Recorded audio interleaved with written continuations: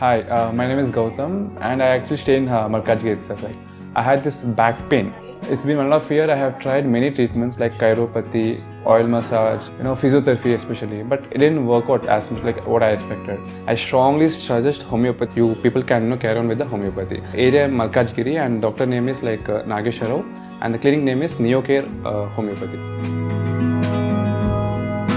ఓం శ్రీ మహాగణాధిపతయే నమః. ఓం శ్రీ మాత్రే నమః. ఓం శ్రీ గురుభ్యో నమః.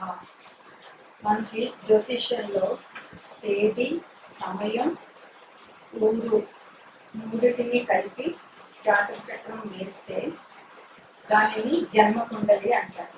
ఈ జన్మకుండలి 12 గళ్ళతో ఉంటుంది. ఈ 12 గళ్ళనే 12 రాశులు అంటారు. అవి వరుసగా మేషం, వృషభం, మిథునం, కర్కాటకం, సింహం, కన్య, తుల, వృశ్చికం, ధనుస్సు, మకరం, కుంభం, మేనం. ఈ 12 రాశుల్ని 9 గ్రహాలు పాలిస్తాయి. అవి రవి, చంద్రుడు, కుజుడు, శుక్రుడు, బుధుడు, గురువు, శని, రాహువు, కేతువు. ప్రతి గ్రహం ఒక్క రాశిలో కొంత నియమిత కాలం ఉంటుంది. రవి 1 నెల ఉంటాడు, చంద్రుడు 2.5 రోజులు ఉంటాడు, బుధుడు 1 నెల ఉంటాడు, కుజుడు 45 రోజులు ఉంటాడు, శుక్రుడు 1 నెల రోజులు ఉంటాడు, గురువు 1 సంవత్సరం ఉంటాడు, శని 2.5 సంవత్సరాలు ఉంటాడు, రాహుకేతువులు 18 నెలలు ఉంటారు. మే 1వ తారీఖు మధ్యాహ్నం 1 గంటకి గురువు మేషరాశి నుంచి వృషభ రాశిలోకి సంచారం ప్రారంభించాడు. గురువు జీవకారకుడు. వృషభ రాశిలో గురు సంచారం వల్ల 12 రాశుల వారికి ఎటువంటి ఫలితాలు వస్తాయి అన్నది ఈరోజు చర్చించుకుంటున్నాం. సింహరాశి వారికి గురువు సువర్ణమూర్తిగా సంచారం. సింహరాశి వారికి గురువు 10వ స్థానంలో సంచారం. 10వ స్థానంలో సంచారం అంటే గురువు మంచి ఉద్యోగ అవకాశాలని ఈ రాశి వారికి కల్పిస్తారు. సువర్ణమూర్తి సంచారం అయినా కొద్దిగా ఇబ్బందులు కూడా లేకపోలేదు. వీరికి అధిక ఖర్చులు ఉంటాయి. గృహ వస్తు వాహన సౌకర్యం ఉంటుంది. దానికి సంబంధించిన ఖర్చులు కూడా వీరికి బాగానే ఉంటాయి. గురువు వక్రత్వం సమయంలో వీరికి అనవసరమైన తిరుగుట బాగా ఎక్కువగా ఉంటాయి. వృత్తి వ్యాపారాల్లో మార్పు చేర్పులు చాలా ఉంటాయి. గంగా స్నానం చేయడం వల్ల వీరికి మంచి జరుగుతుంది. ఉద్యోగులకు ప్రమోషన్ వంటి జరుగుతాయి. ప్రమోషన్లు బాగా ఉంటాయి. అయినప్పటికీ ఆర్థిక శ్రమలు, ఇబ్బందులు ఉంటాయి. గురు దృష్టి ద్వితీయ షష్టమానపై ఉండటం వల్ల ఆర్థికంగా కుటుంబ అభివృద్ధి ఉంటుంది, కానీ రుణబాధలు ఉంటాయి. ఇతర వ్యవహారాల్లో తలదూర్చకుండా ఉండడం చాలా మంచిది. ఈ రాశి వారు చేయవలసిన పరిహారం ఏంటంటే శివారాధన, శివునికి అభిషేకాలు, విష్ణు సహస్రనామ పారాయణం చాలా మంచిది. గోచార గురువు వివిధ రాశులలో ప్రతికూలమైనటువంటి ఫలితాలను ప్రభావం తగ్గడానికి గురుగ్రహ పరిహారాలు ఏం చేయాలంటే గురుగ్రహ జపం 16,000 చేయాలి. హైగ్రీవ మంత్రం చదవడం, దత్తాత్రేయ వజ్ర కవచం, మేధా దక్షిణామూర్తి స్తోత్ర పారాయణం, హైగ్రీవ స్తోత్రం, రాఘవేంద్ర స్వామి స్తోత్రం చేయాలి. ప్రతి నెల ఒక్కసారి దక్షిణామూర్తికి అభిషేకం చేయించాలి. గణపతి హోమం, దక్షిణామూర్తి హోమం పసుపు కొమ్ములతో, గురుగ్రహ మంత్రం రుద్రహోమం, సంతానం కోసం సంతాన పాశుపత హోమం, లక్ష్మీ హైగ్రీవ మంత్రంతో హోమం చేయొచ్చు. దానం గురువారం రోజు శనగలు కానీ, తీపి పదార్థాలు కానీ, మెంతులు, బెల్లం, పసుపు, అరటి పండ్లు, మామిడి పండ్లు, పసుపు వస్త్రాలు, గోవు, పసుపు కొమ్ములు, మొదలైనవి దానం చేయడం వల్ల వీరికి ప్రతికూల పరిస్థితులు కొంచెం వరకు తగ్గుతాయి.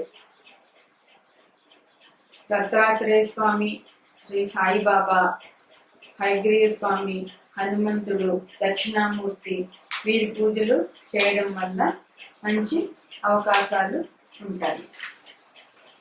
నమస్కారం. ఇప్పుడు వృషభ రాశిలో గురు సంచారం అంటే జన్మరాశిలో గురు సంచారం అని చెప్పవచ్చు.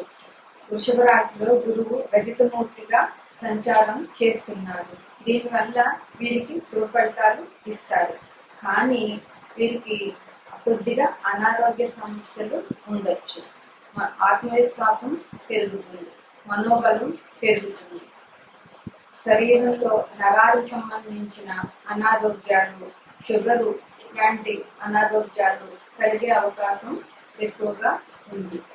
గురువు మే 5 నుండి జూన్ 3 వరకు, మళ్ళా తిరిగి అక్టోబర్ నుండి ఫిబ్రవరి వరకు వక్రించి స్థితి ఉన్నది. ఈ గురుడు వక్రించిన సమయంలో అనారోగ్యాలు, కొంచెం ప్రతికూలమైన పరిస్థితులు వీరికి జరుగుతాయి. ఆ టైంలో పేరు ప్రఖ్యాతులు తగ్గడము, నమ్మిన వారే ఇబ్బందులు కలిగజేయడము ఇలాంటి సమస్యలు వీరికి తలెత్తుతాయి. గురుని దృష్టి పంచమ స్థానం మీద ఉండడం వల్ల పిల్లలకి విషయంలో చాలా మంచి జరుగుతుంది. వీరికి పిల్లలకి సంతానం లేని వారికి సంతానం లభించుట, సంతానం ఉన్న వారికి వారి అభివృద్ధి జరుగుతుంది. భాగ్యదృష్టి, గురు భాగ్యదృష్టి వీరికి వృషభ రాశికి ఉండడం వల్ల తల్లిదండ్రుల నుంచి వచ్చే ఆస్తిపాస్తులు ఏమైనా ఉంటే అవి దొరుకుతాయి. గురువుల, పెద్దల ఆశీర్వాదాలు దొరుకుతాయి. దైవ కార్యాలు చేస్తారు. వీరు శనగలు దానం చేసినట్లయితే చాలా మంచిగా ఉంటుంది. వీరికి ఇల్లు, వాహనాలకి సంబంధించినటువంటి కార్యకలాపాలు జరిగే అవకాశం ఉన్నది. దైవ కార్యాల నిమిత్తం ఖర్చులు పెడతారు. తీర్థయాత్రలు చేస్తారు.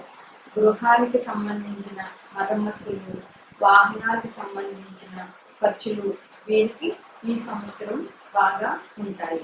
గృహోపకరణాలకు సంబంధించిన వస్తువులు కూడా వీరు కొంటారు.